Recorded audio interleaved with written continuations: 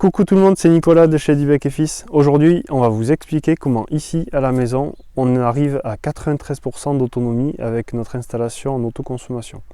On a installé des batteries en février 2021 avec 7 kW de panneaux et une batterie de à peu près 12 kWh utiles. On va vous expliquer avec quel matériel on arrive à ce chiffre et quelles habitudes on a éventuellement modifiées, adaptées pour en arriver là. À de suite.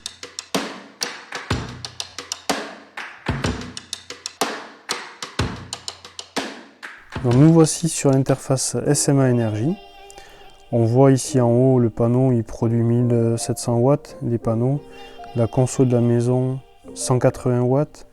La batterie quasiment à fond, la batterie de la maison, de 182 watts en conso. Et là, il y a de la réinjection sur le réseau. Donc, ce qui est intéressant de voir, c'est que là, c'est la courbe de la journée.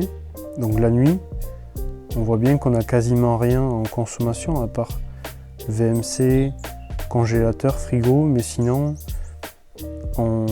on fait en sorte de quasiment rien consommer la nuit. On ne lance pas de machine la nuit. On va plutôt lancer des consommations en journée.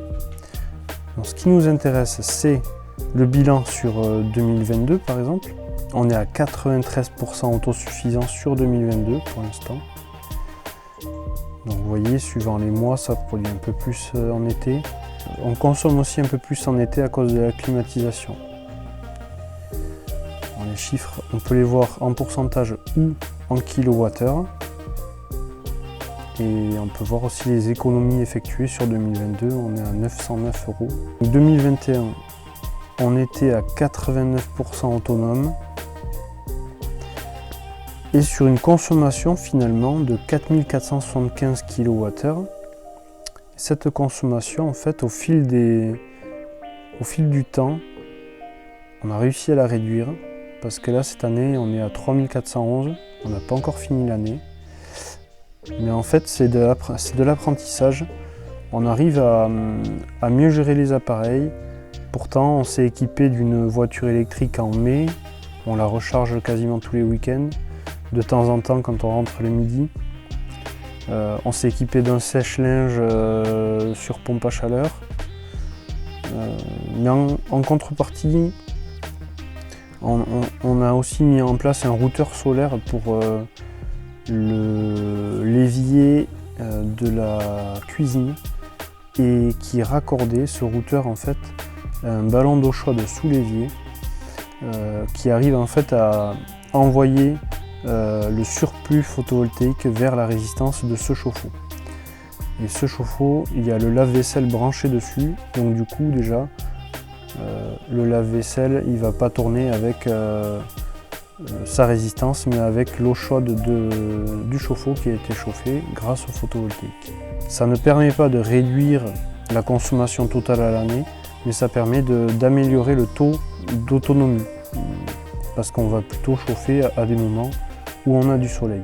C'est en fait en voyant ces courbes journalières de consommation qu'on arrive à mieux consommer, moins consommer, on arrive à optimiser et rien que le fait de voir ces courbes de consommation permet, je dirais, une économie d'au moins 15% sur la facture, sans parler de photovoltaïque, juste monitorer votre consommation. Donc là, ce qui peut être intéressant, hier, on a vraiment eu une journée, mais je dirais pas de gros mots, mais vraiment très noire, beaucoup de nuages, du vent d'ailleurs, de la pluie, et on voit en vert la production photovoltaïque, en gris la consommation, et en rouge l'électricité prélevée sur le réseau. On voit un tout petit pic à 20 h de 100 watts qu'on a prélevé sur le réseau, c'est ridicule.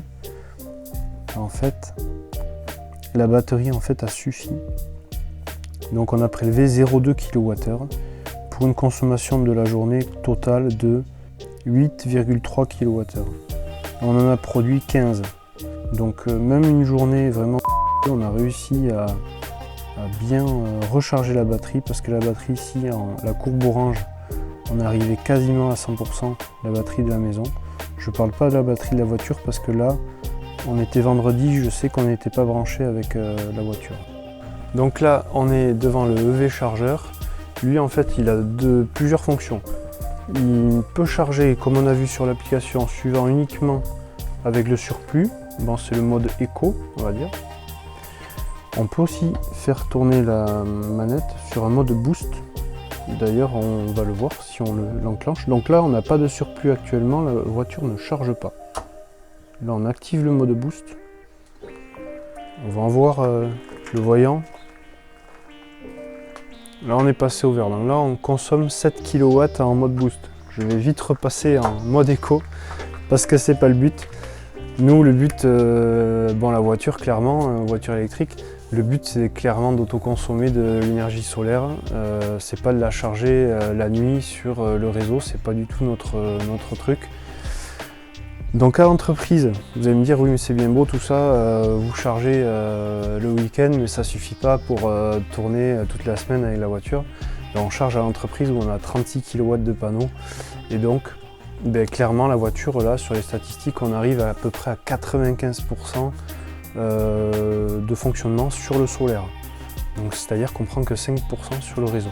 Je pense que vous allez me dire aussi oui mais la voiture c'est bien beau mais ça émet beaucoup de CO2 à la fabrication et c'est jamais rattrapé avec la durée de vie des batteries. Ensuite si on devait comparer vraiment les émissions de CO2 entre une voiture électrique et une voiture thermique diesel on va dire. En faisant 20 000 km par an comme cette voiture, on va faire 4 fois moins d'émissions de CO2 en incluant la fabrication de la voiture et de la batterie. Alors que si on roulait que 10 000 km par an, on serait à peu près à 2,5 fois moins d'émissions qu'une voiture diesel. Donc pour nous c'était tout à fait logique, sachant qu'en plus on peut la recharger avec du solaire. C'est complètement cohérent, on ne soutire pas ou pas très peu sur le réseau. Donc on va aller dans la visualisation de la voiture. Donc là, on n'a pas assez de puissance pour charger avec le surplus photovoltaïque de la voiture, mais dans la journée, il s'est passé ça. C'est-à-dire qu'en bleu, c'est la recharge de la voiture suivant l'ensoleillement et le surplus disponible. Le chargeur a fait varier sa puissance pour injecter des kilowattheures, donc du courant, dans la voiture. On peut voir qu'on a été 100% sur le solaire aujourd'hui sur les charges de la voiture.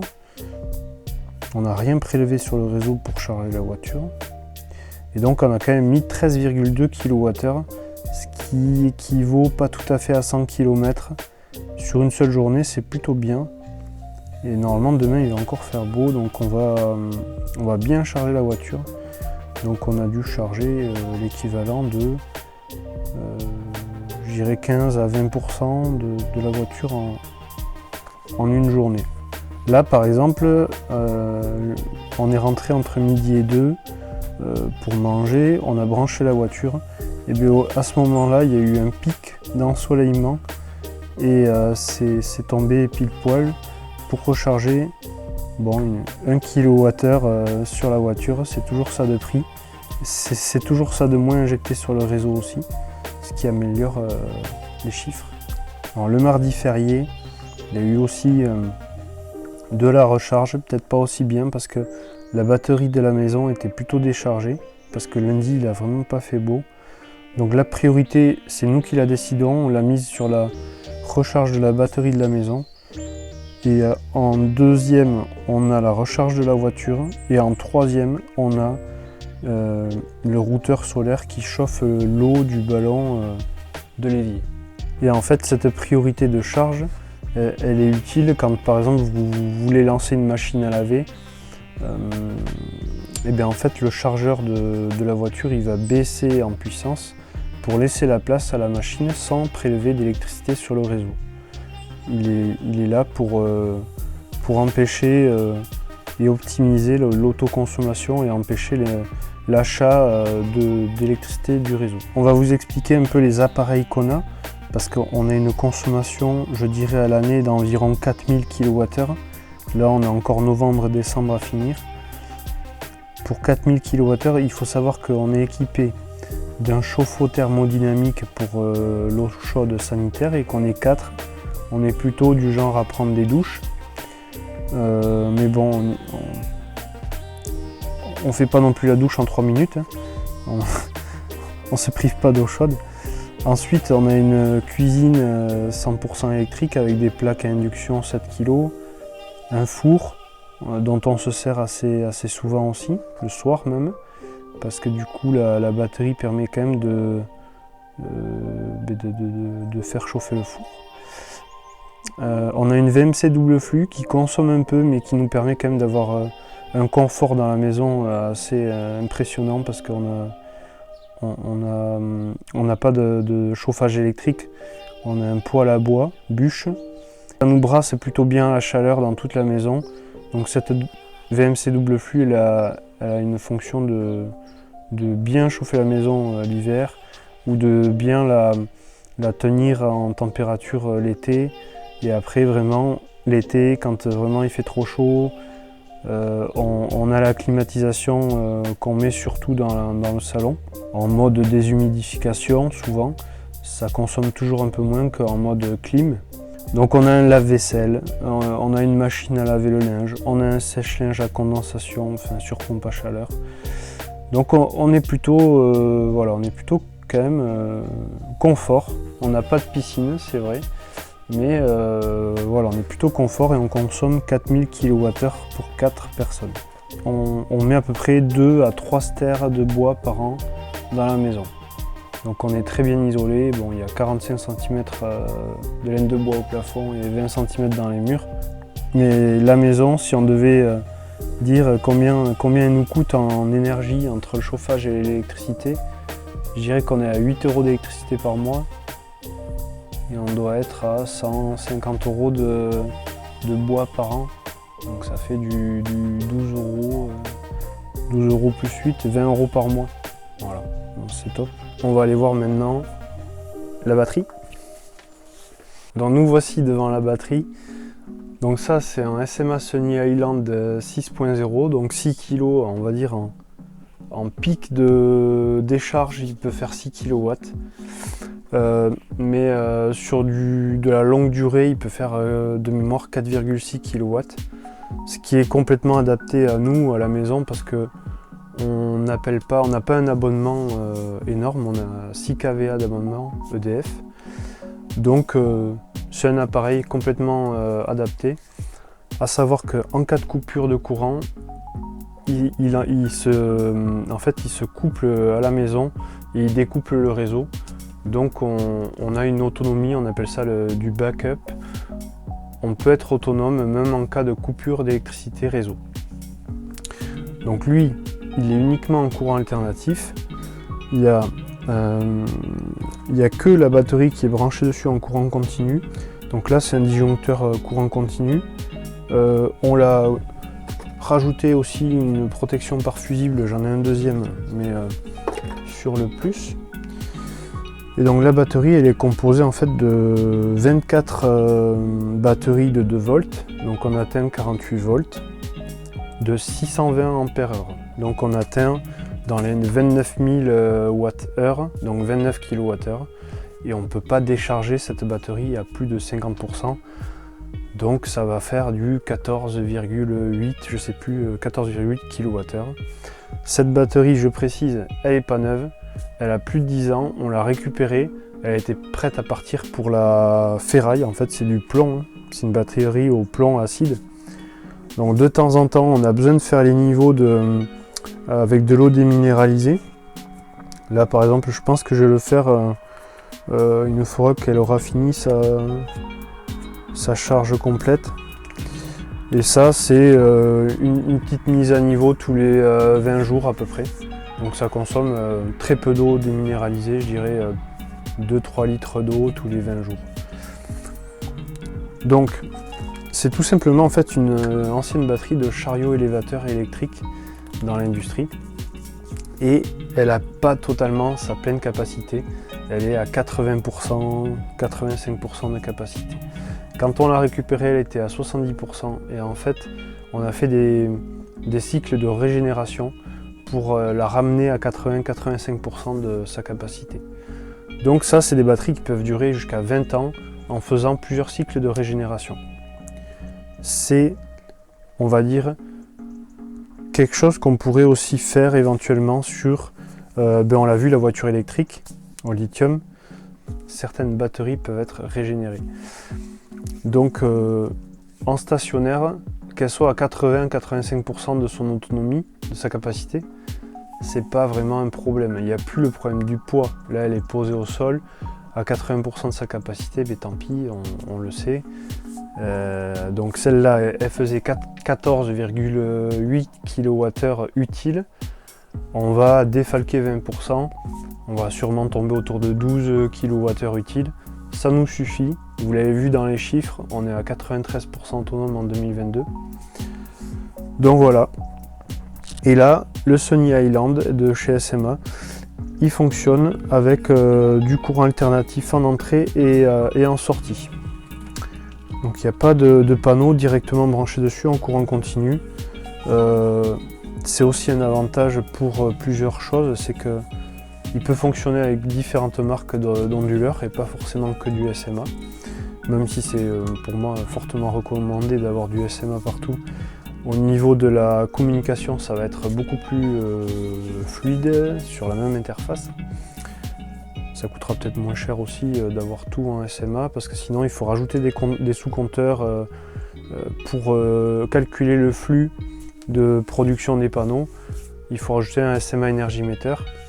Donc ça, c'est tout simplement une manette. On peut arracher on peut en fait déconnecter le plus et le moins afin de changer la batterie. Si on doit déconnecter la batterie, on n'a qu'à tirer assez fort quand même, sans avoir à toucher dans les coffrets, à démonter, dévisser, tout ça.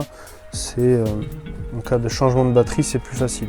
Vous l'aurez, à mon avis, pas remarqué de face, mais en fait, le Sunny Island, il n'est pas directement fixé sur le bois.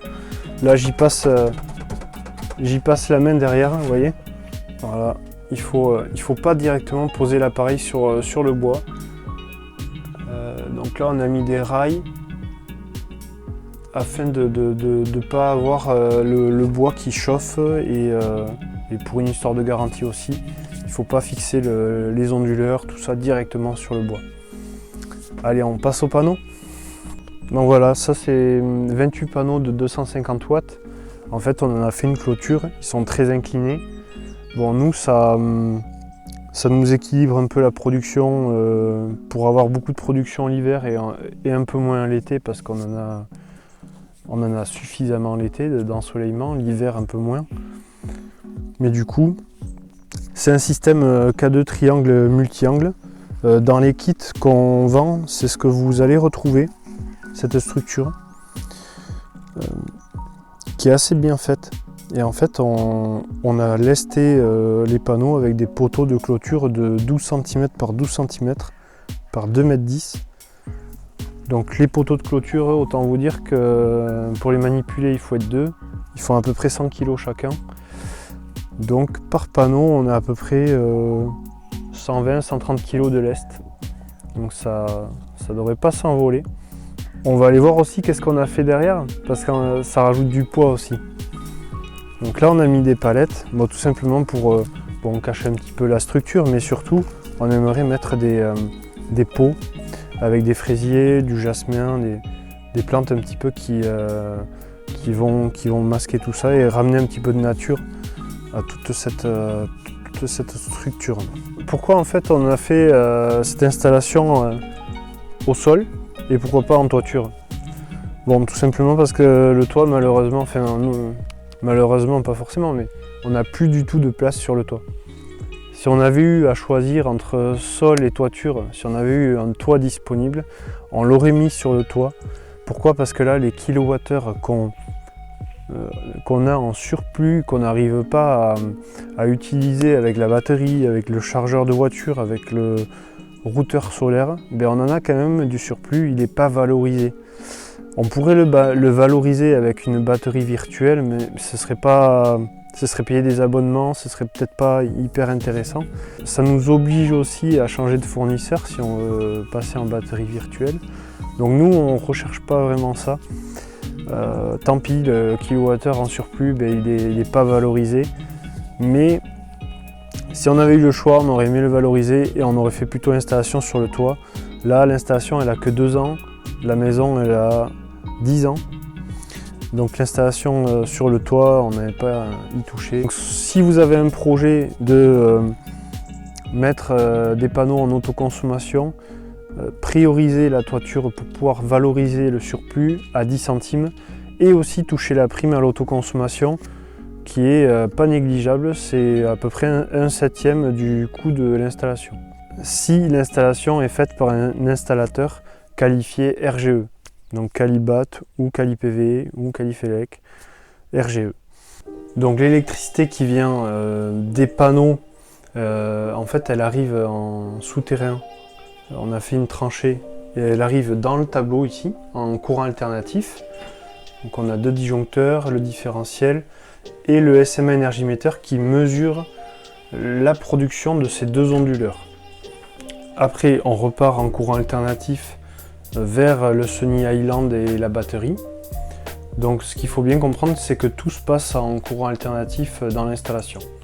Ce que j'aimerais vous montrer, c'est que là on a fait un coffret avec plusieurs contacteurs avec le Sunny Home Manager, très intéressant parce que lui il vous permet vraiment d'optimiser votre autoconsommation. Il peut piloter du coup le chargeur de voiture, il peut piloter le Sunny Island, c'est lui un peu le maître de l'installation. Sans lui, vous ne pouvez pas avoir une batterie ou un chargeur avec du matériel SMA en tout cas, il faut le Sunny Home Manager. Donc dans ce coffret, on a reconstitué un coffret de découplage automatique en cas de coupure. On va recréer le neutre et la terre, le schéma de liaison à la terre en fait. C'est-à-dire que aujourd'hui, là, on est connecté au réseau, le disjoncteur est relevé, côté EDF, il est en haut. Et le neutre qui sort du disjoncteur dessous, il est connecté à la terre du côté du transformateur, donc du côté du réseau. Si là, on va disjoncter par exemple, on va couper ce neutre. Et bien, la terre de la maison et le neutre ne seront plus connectés. Ça veut dire quoi? Ça veut dire que les différentiels ici qui nous protègent en cas de défaut d'un appareil électrique, si on touche un appareil, le différentiel il sert à couper le jus avant qu'on s'électrocute.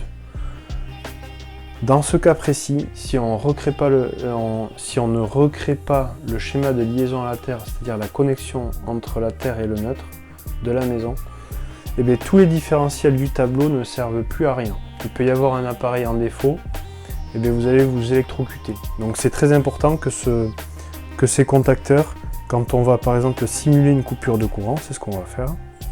1, 2. Voilà, il n'y a plus de jus. Ça va mettre 2-3 secondes à peu près. Voilà, la lumière revient. Pourtant, le contacteur il est bien coupé là. Alors que quand il y avait le courant tout à l'heure, il était enclenché. Donc là, on fonctionne sans réseau. Vous pouvez voir le disjoncteur ici, il est bien baissé. On n'a pas le réseau. Et ce jeu de contacteurs a permis de relier la terre avec le neutre de la maison. On va renclencher le jus du réseau. Ça va mettre à peu près 1 minute pour que le gros contacteur ici se remette en fonctionnement et ça va se resynchroniser en fait sur le réseau automatiquement. Voilà, là il est collé. Quand il est collé, c'est qu'on est reconnecté au réseau. Voilà.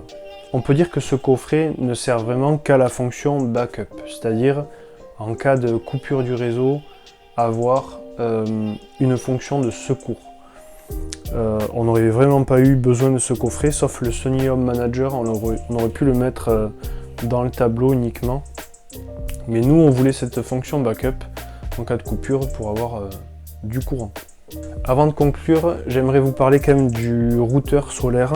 Dès qu'il va mesurer avec un petit tore de courant qu'on a mis ici, le tore de courant va mesurer le surplus qui part sur le réseau. Donc du coup, le power reducer, là, le routeur solaire, va enclencher la résistance du chauffe-eau de l'évier de la cuisine pour chauffer l'eau uniquement sur la puissance en surplus, sur la puissance disponible et non pas sans soutirer sur le réseau. Il va juste moduler la fréquence en fait, et ça va faire moduler la puissance de la résistance en fonction de l'énergie disponible en surplus pour ne pas tirer sur le réseau et optimiser l'autoconsommation. Donc pour conclure, avec du matériel neuf, ce ne serait pas compétitif par rapport aux kilowattheures qu'on achète sur le réseau.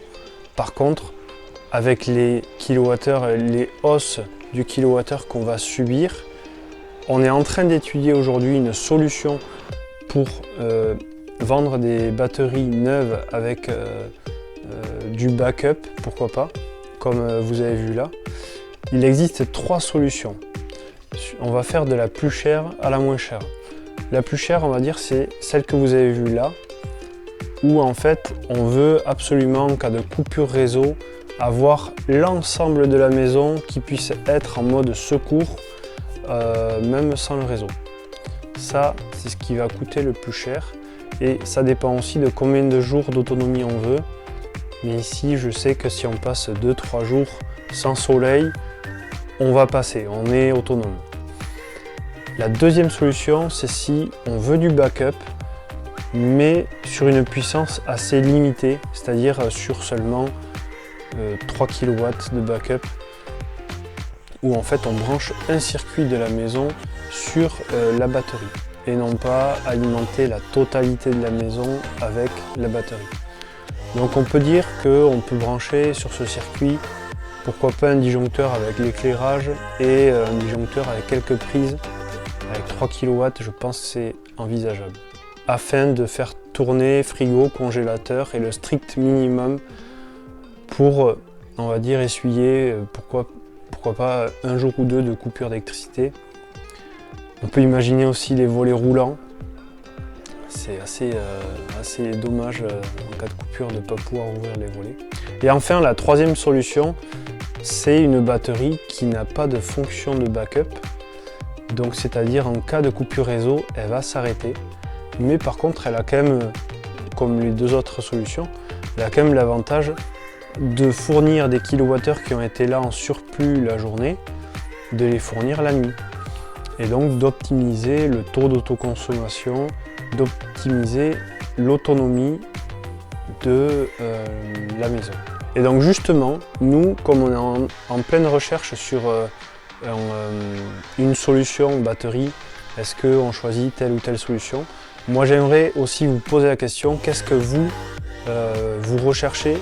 Est-ce que c'est plutôt le backup complet avec la méthode la plus onéreuse, le backup on va dire avec un seul circuit, ou bien pas du tout de backup, juste améliorer le taux d'autoconsommation et d'autonomie?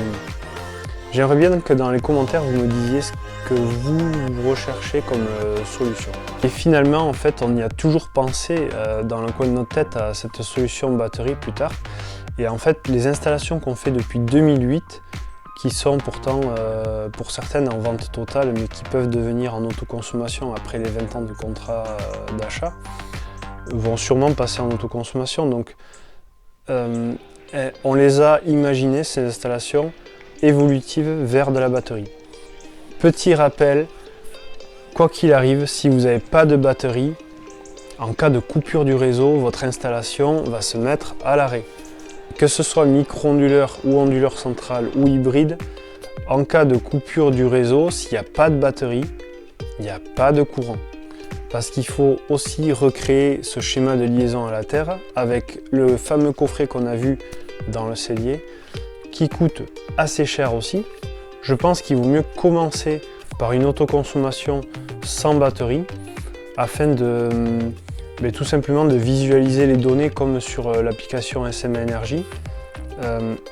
Tout ça afin de déjà réduire les consommations, de mieux comprendre les consommations de la maison. En règle générale, on gagne au moins 15% de consommation en faisant ça. Ensuite, on arrive à apprivoiser un peu sa production photovoltaïque et après on adapte des changements par rapport à la production des panneaux. Nous, c'est vraiment ce qu'on a fait entre 2021 et 2022. On a amélioré nos comportements et on arrive à de meilleurs résultats. Là, on est 4% plus autonome, alors qu'en face, on a des consommations de la voiture en plus, d'un sèche-linge. Donc il y a quand même ce côté adaptation. Ensuite, je dirais que c'est intéressant d'aller vers de la batterie une fois qu'on a collecté au moins une année d'autoconsommation. Parce que nous, en fait, on récupère ces données d'autoconsommation dans notre logiciel et on arrive à récupérer du coup ces données afin de mesurer exactement la puissance de batterie qui est nécessaire afin d'obtenir tel résultat. Ou inversement, on veut tel résultat, quel type de batterie et puissance il faut et quelle puissance de panneau également. Parce qu'on pourrait aussi imaginer rajouter pourquoi pas quelques panneaux, parce que quand on démarre une autoconsommation, on ne met pas forcément énormément de panneaux, mais dès qu'on rajoute des batteries, souvent ça va de pair avec des panneaux supplémentaires. Donc pour finir, cette installation n'est pas forcément un modèle à suivre, mais c'est, on va dire, une installation qui nous convient. Elle est évolutive encore, on pourrait très bien, on y pense, à rajouter des panneaux sur un petit toit qu'on a à l'ouest afin d'avoir un peu plus d'électricité le soir, au coucher du soleil, afin de, par exemple, charger un peu plus la voiture. Quand on rentre le soir, on pourrait éventuellement charger un peu. Là, c'est pas le cas, on est en plein sud, le soir, on peut pas. C'est une installation test, donc en fait, c'est pour vraiment montrer les possibilités du photovoltaïque, jusqu'où on peut aller.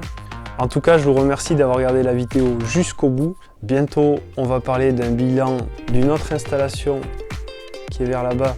Je pense que vous savez de qui je parle. Donc restez connectés, n'oubliez pas de vous abonner et à laisser un pouce bleu, ça nous aidera à référencer la chaîne. A bientôt, ciao ciao.